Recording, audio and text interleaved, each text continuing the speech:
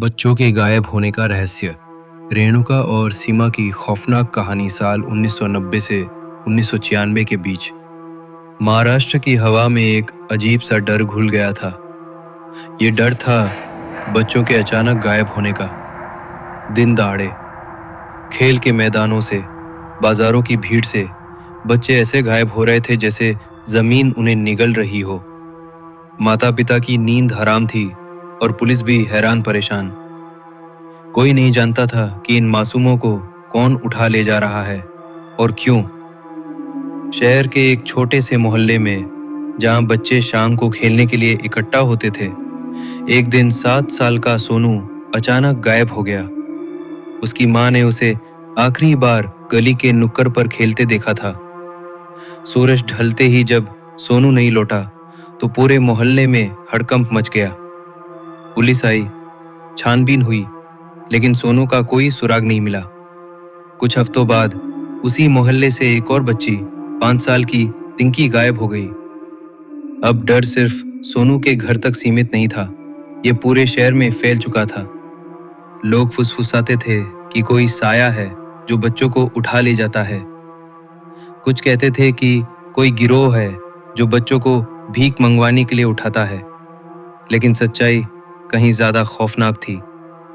इस दहशत के पीछे 2 बहनें थीं, रेणुका शिंदे और सीमा गावित। वे आम औरतों की तरह दिखती थीं, लेकिन उनके दिलों में शैतान बसता था। उनका काम था चोरी और लूटपाट करना।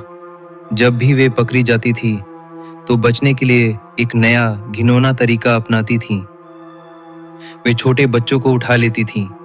उनकी चाल इतनी शातिर थी, जब वे चोरी करती और पकड़ी जाती तो एक बच्चे को अपनी गोद में उठा लेती। मासूम बच्चा उनके लिए एक ढाल बन जाता था। लोग बच्चे को देखकर नरम पड़ जाते, पुलिस भी सहानुभूति दिखाती और वे आसानी से बच निकलती। लेकिन कहानी यहाँ खत्म नहीं होती। जब बच्चा उनके लिए बोझ बन जाता या रोने लगता या उनकी पहचान का खतरा बनता तो वे उस मासूम को बेरहमी से मार डालती थीं। एक एक करके 13 बच्चे उनके इस खूनी खेल का शिकार बने। हर बार एक नया मासूम गायब होता और शहर में दहशत की एक नई लहर दौड़ जाती।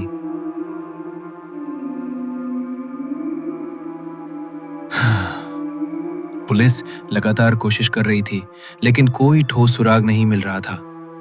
रेणुका और सीमा इतनी चालाक थीं कि वे कभी कोई निशान नहीं छोड़ती थीं। वे बच्चों को ऐसी जगह फेंक देती थी जहां उनका मिलना लगभग नामुमकिन था। हर बार जब कोई बच्चा गायब होता तो माता पिता की उम्मीदें टूट जाती थीं और शहर का हर कोना डर से कांप उठता था। एक दिन एक छोटी सी चूक ने उन्हें पकड़वा दिया। एक चोरी के दौरान एक चश्मदीद ने उन्हें एक बच्चे के साथ देखा और उनकी गतिविधियों पर शक किया। पुलिस ने पीछा किया और अंततः वे पकड़ी गईं। जब उनसे पूछताछ की गई तो जो सच सामने आया उसने पुलिस अधिकारियों की भी रूह कमा दी। 13 मासूमों की हत्या का कबूलनामा, उनके ठंडे और निर्मम तरीके सुनकर हर कोई सन्न रह गया। रेणुका और सीमा को मौत की सजा सुनाई गई, लेकिन ये सजा बाद में आजीवन कारावास में बदल दी गई। आज भी वे जेल में हैं। लेकिन क्या ये कहानी सचमुच खत्म हो गई है?